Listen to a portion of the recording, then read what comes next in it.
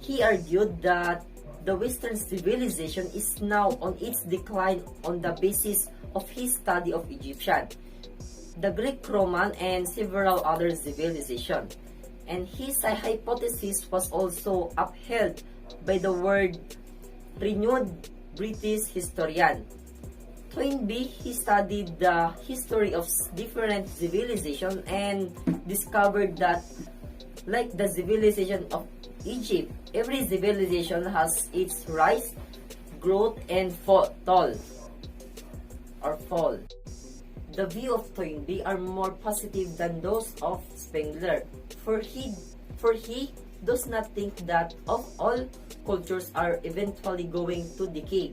He pointed out that history is a sequence of cycles of creation and decay, but of modern civilization is capable of learning from mistakes and borrowing from other cultures.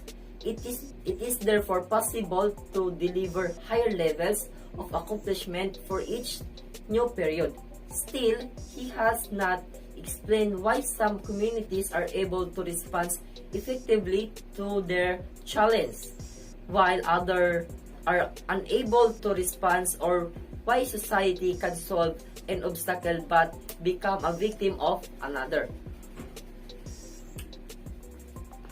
So that's why.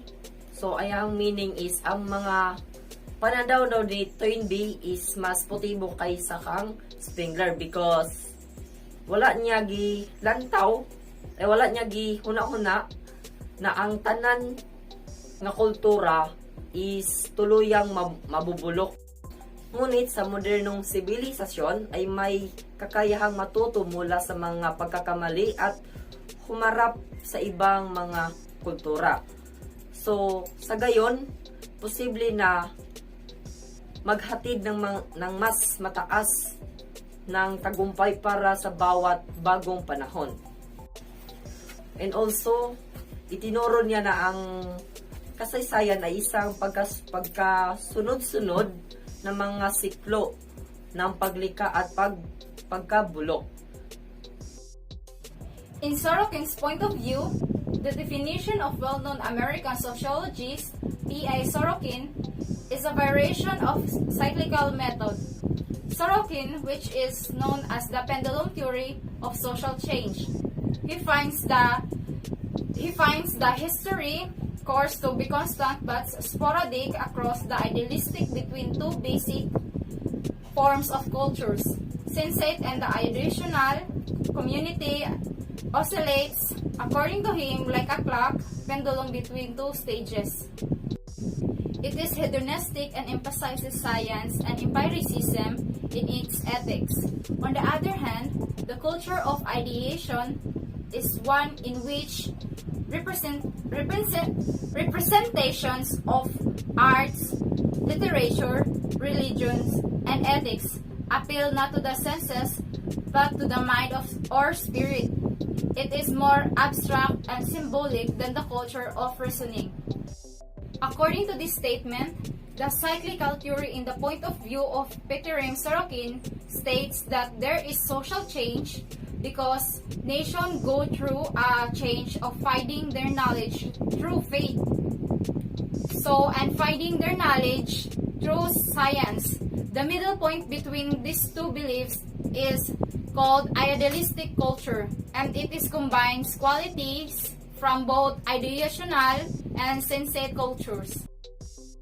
According to Vilfredo Pareto's view, the theory of circulation of elites by Vilfredo Pareto 1963 is also fundamentally of this type. According to this theory, major social change in society occurs when one elite replaces another, a process Pareto calls it circulation of elites. In the course of time, all elites appear to become decadent. They are decaying in consistency and losing their power. According to him, Vilfredo Pareto promoted the idea that societies go through the cycles of political vigor and deterioration that produce themselves in cyclical fashion. Ang teorya ng circulation of elites ni Vilfredo Pareto ay fundamental ng ganitong uri. Ayon sa teoryang ito, ang malaking pagbabago sa lipunan ay nangyayari kapag pinalitan ng isang elite ang isa pa. Isang proseso na tinatawag ito ni Pareto na circulation of elite. According to F. Stuart Chapin's view, another version of cycle transition was given by Stuart Chapins. For this theory of social change, he made the idea of accumulation the foundation. Cultural change is selectively accumulative in time.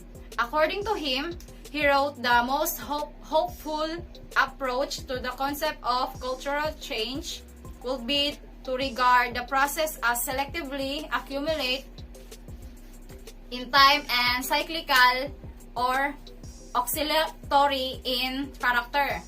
Therefore, according to Chapin, cultural change is both selectively accumulative and cyclical in character. Ang isa pang bersyon ng cyclical transition ay ibinigay ni Stuart Chapin. Ang kaniyang teorya ay pagbabago sa lipunan. Ginawa niya ang idea ng akumulasyon na pundasyon. Ang pagbabago sa kultura ay selective, accumulative in time ayon sa kanya. This is the conclusion of the cyclical theory. Thus, if it can respond to the challenges constructively, a community can evolve and thrive. Cyclical shift theory, or often called rise and equal theory, presume the social phenomena of some nature repeat over and over again. Much as they were in a cyclical fashion before, global changes are coming rapidly and their emergence is actually inevitable.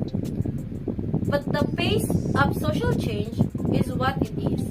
A shift can occur at different times in different societies or in the same society.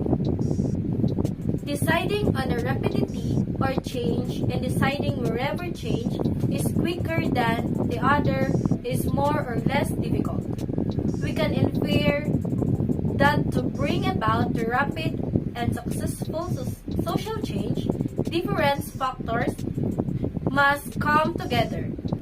Anticipated, the systematic efforts are needed, and this method is very conducive to such efforts.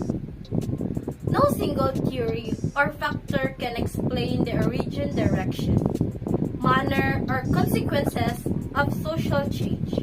Change is such a complex process that it is difficult to explain its causes, limits, and consequences in a definitive, specific manner. Sociological research, studies, and recent years have concentrated on specific process of social change and its effects on society. Though sociologists say that they are trying to look at change in an objective manner, that idea or process is still very much present in modern social thought.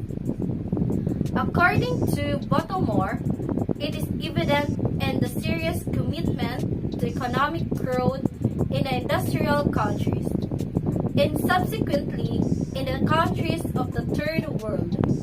More recently, he feels it has provided the impetus for critical evaluation or unlimited and controlled economic growth.